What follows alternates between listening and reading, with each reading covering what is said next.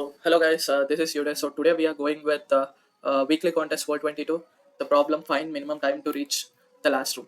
I think you have already read the question. So in case if you don't know what's the problem, so you will be given a 2D array. Okay, so you need to reach this last cell. Okay, bottom right cell. You need to reach this bottom right cell, and the condition is you can move to another cell, whatever the value that it is containing. So if it is containing 4, you have to wait until 4 seconds, then only you can move to that 4 seconds. Okay, after taking the time of 4 seconds, then only you could move to that cell, and for moving you will be taken exactly 1 second. So this is the question. So let us understand this, what kind of approaches that we can use.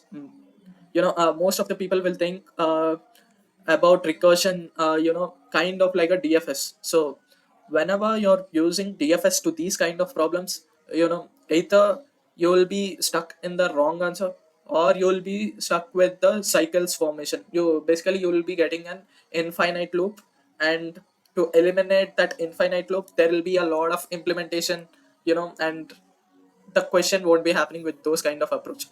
See, here the problem is, to reach the last cell with the minimum time, right? So you need to understand this is the shortest path algorithm, because you need to reach with the minimum time, right? So whenever you need to reach with minimum time to a certain kind of cells or something, you can use shortest path algorithm. So here we'll be using Dijkstra's algorithm. So if anyone knows, if someone knows Dijkstra's algorithm, then for them it won't be a difficult kind of problem. Yeah, so let us understand through a sample test case, which is 0, 4, and 4, 4. Okay. So this is our matrix, right? So initially you'll be at this 0, comma 0 at cell. Okay. So now what you'll try to do? So let us try to see how did we reach to that answer. Okay. So if you need to move to this cell, which is containing a value of 4, so you need to wait for at least 4 seconds to move to that respective cell. Okay. So can I say you need to move for at least 4 seconds, and then for moving you'll take 1 second. Okay, so you'll be taking a total of 5 seconds to reach to this cell. Okay, so you need to wait for at least a minimum time of 4 seconds, and then you'll be taking 1 second to reach to that cell. So you'll be taking total 5 seconds to reach to that cell. Now from this cell to this cell, if you want to move to this cell, what this cell is trying to say, you need to wait for at least 4 seconds, right? But the time is already 5 seconds, right? So we don't have to wait for any additional time to move to that cell, right? So can I say I can directly move with 1 second, right? So I can directly move to that cell. For moving will take 1 second, right, to move to that cell. So the total time will be 6 seconds, right? So this is the answer. So like this, you need to consider moving. So now what you will be trying to do, we'll be trying to use Dijkstra's algorithm, right? So let us understand this, how we'll be using, how we'll construct this using Dijkstra's algorithm. So for constructing Dijkstra's, obviously we need a priority queue, right? So let us name it as PQ, and here we'll be using a min heap. Okay, why we are using a min heap, to keep the minimum time route to the top, so that if you modify it to that minimum route time, ultimately it will be leading to our answer. So you'll be getting it, when I try run this solution. So see here, initially you are at 0, comma 0 at cell, right? See, I'll be pushing 0, comma 0, comma 0. Now what it will indicate? See, it will indicate the minimum time that I have taken to reach the I comma j at cell. See here, this is my I and this is my j. Okay, this is my I and this is my j. Now see, for calculating time, how you will be calculating the time, you know understand this, try to understand this formula, which is a maximum of time, and yeah, array of new coordinate, let us say some new coordinate plus 1, right? So I have explained you before, right? See here initially I'm at 0, comma 0 at cell with 0 time, right? So can I say, so if I'm trying to move to this cell, now what my time will be? See, initially I have taken 0 seconds to reach my 0, comma 0 at cell, right? So our time will be 0, and what new cell I'm trying to move, that new cell is containing a value of 4 plus 1. And what is this plus 1 for? This plus 1 is for moving. Okay, so now what this will give, this 4 plus 1, this will give 5, right? So can I say I have taken total 5 seconds to reach this respective cell. Okay. So now when you are at this cell and you're trying to move to this cell, now see, let us calculate for that. Okay. Let us calculate the time for that respective cell. Now what our time will be? See, our time, I have taken total 5 seconds to reach this respective cell, right? So now my time will be 5, and what the new value, whatever the cell that you are visiting right now, you have to insert that value. See here, this is 4, right? This is 4. You are visiting to this cell, so that will give you 4, and this plus 1 is for moving to that respective cell, right? So what it will give you? It will give you 5, and this plus 1, and total it will give you 6, right? It will give you 6. So can I say this is my answer? So now you're understanding, right, how I'm calculating the time. So I'm trying to check whether I have waited, whether if it is containing some larger value, I'll be waiting for that much time, or if I have already if I have already waited for some 10 seconds, and if it is containing 9, then my time won't be changed, right? If it is containing something like a 19, then I'll be waiting for 19 seconds, right, to move, right? So that is why I'm taking a maximum of time, with array of x comma y. See, that is whatever the new cell that you're trying to visit. So this is how you'll calculate the time. Okay. Now what you'll try to do is, see here. Yeah. I'll just quickly erase this. Yeah. So initially you're at this 0 comma 0, right? Yeah. Initially you're at this 0 comma 0. Now what you'll try to do? You'll try to pop this. Okay. Here the first 0 is time, and this 0 comma 0 is your I comma j, right?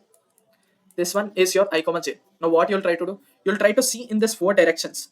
Now you have these neighbor cells, right? So I'll be going to my neighbor cells. So what my new coordinates will be? That will be either 1 comma 0 and 0 comma 1, right? These are the neighbor cells to my 0 comma 0th cell, right?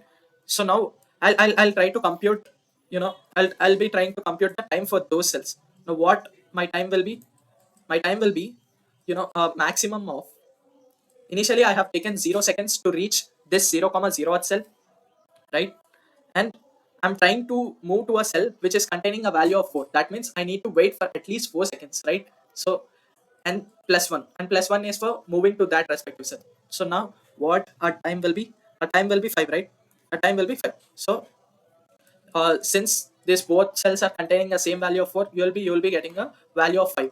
So now what you'll be inserting? You'll be inserting 5 with 0 comma 1 and 5 with 1 comma 0. So you have moved to this cell, and you have moved to this cell, and now what you'll try to do? You'll again try to pop this top cell, right? Yeah. Yeah, now you'll try to pop this cell, which will give you 510, and this is your coordinate, right? This is your coordinate. Now you'll again try to check. See here, you're at this position. Now you'll again try to check all these neighbor cells. Okay. uh,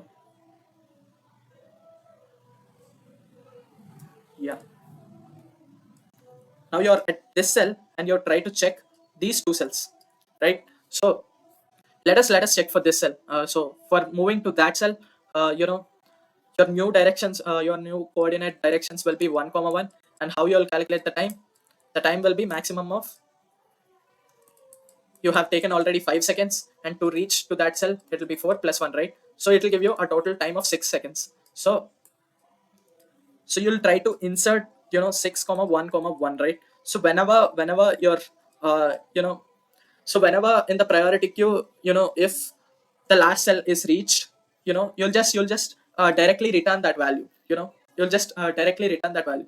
And there is a one more case that you need to consider, uh, which I'll be explaining you. You know, see here. So when you have reached to this cell, you'll be again trying to compute to this cell, right? So what it will give you? It will give you again 0 comma 0, and what the time will be? The time will be, see here.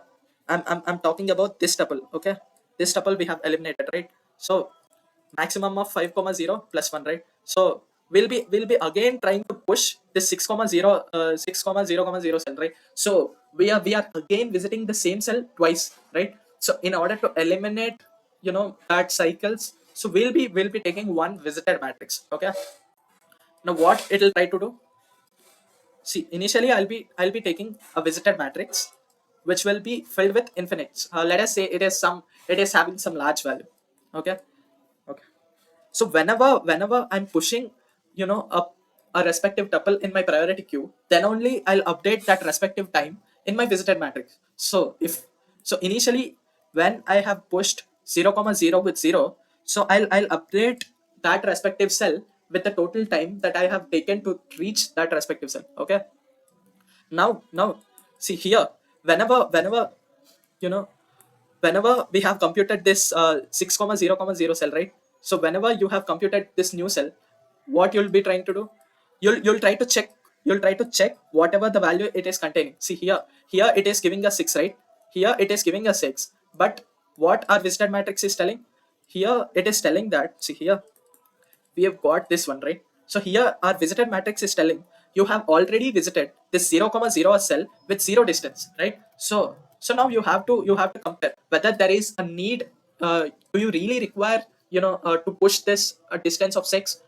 We don't need it, right? Because we have already visited that cell with the minimum distance. So when we'll compare this distance, and if this distance is lesser than our visited matrix, then only we'll be updating our visited matrix, and we'll again push it in the priority queue. Okay, I know it is a bit complex, but if you can try to understand, if you have the idea of Dijkstra's algorithm, then only you will be getting what I'm trying to say. So yeah, so we'll be using visited matrix like this. So when you have pushed this 5,0, 1 and 5,1,0, you'll be trying to check with these cells, whatever the value that it is containing. So since these values are larger, you'll update it to 5, and then you'll push it into the priority queue. Okay, then you'll push it into the priority. You'll update this value also as 5, then only you'll push it into the priority queue. Okay, then after popping this, you got this cell, right, which is a 6,1,1. Now you'll again go and try to check this 1,1th cell with the value this with the total time of 6 seconds. So since this value is greater than 6, so we'll update 6 and we'll push it in the priority queue. So ultimately after finishing this whole procedure, whatever the time that it is having in the last cell, that will be your answer. Okay, I know it is a bit complex. Yeah, I'll just quickly try to explain with my code. See, initially I have taken this, and I have taken the visited matrix. So initially you'll be filling with a large value. You can take any value. See here, since our values are ranging from 10 power 9, you can take any value which is greater than 10 power 9, right? So initially I have filled, with 10 raised to power 12. You can fill it with anything, any value which is greater than 10 raised to power 9. And then, so initially I'm directly pushing this priority queue with, so initially I'm directly pushing this 0,0, right? So for that case, what I have done, I have made my visited of 0,0 cell to 0 seconds. So I have taken only 0 seconds to reach my 0,0 cell, right? So I have taken this 4 directions. Okay, see, now you'll be popping in this minimum heap.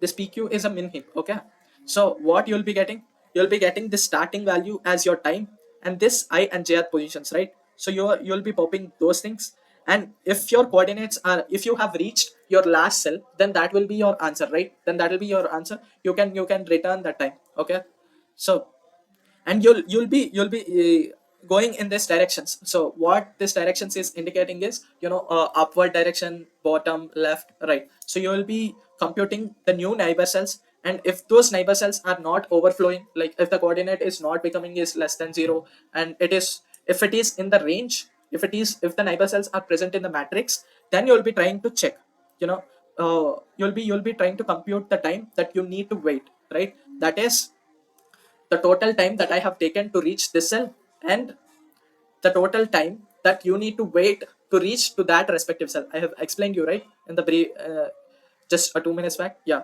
and this plus one is to move to that respective cell. Okay, now after calculating this total time, and you'll check with the visited matrix, it will check whether you have already visited with the minimum value or not. If you have visited, with a minimum value, then you won't be updating. Or otherwise, if it is saying I can reach to that cell with minimum time, then we'll be updating that respective position with that minimum time, and we'll be pushing into the priority queue, and this process will go on and continues to go on, and then you'll be getting the answer, right? Then whatever the position, whatever the value that is updated with the last position, then that will be your answer. I know it's a bit complex. You can try to understand. So, and yeah, this is one of the question, and yeah, this minimum time to reach the room to, you know, it is a similar kind of problem. The only variation that you will get is, for moving either, see here, I can explain you directly. For moving to the starting cell, you'll be taking 1 second, and from that you need to take 2 seconds.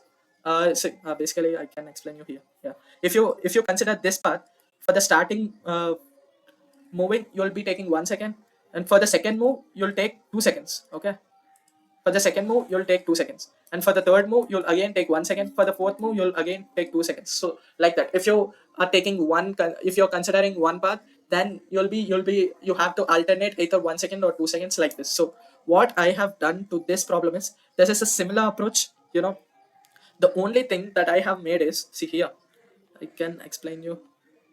Yeah, here initially we are at 0 comma 0 at cell, right?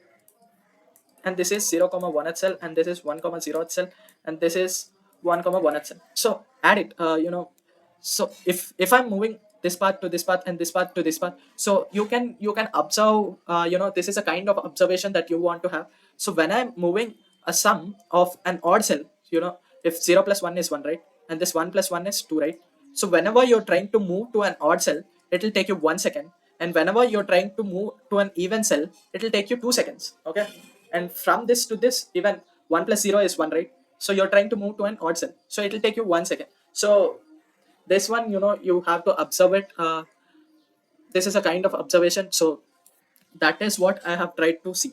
I've tried to check the sum of the coordinates of that cell. If it is an even, I'll be adding 2 to my cell, and if it is an odd, I'll be trying to add 1 to that respective cell. So yeah, and the rest of the process is similar to this problem as well. So I'll just quickly try to submit this.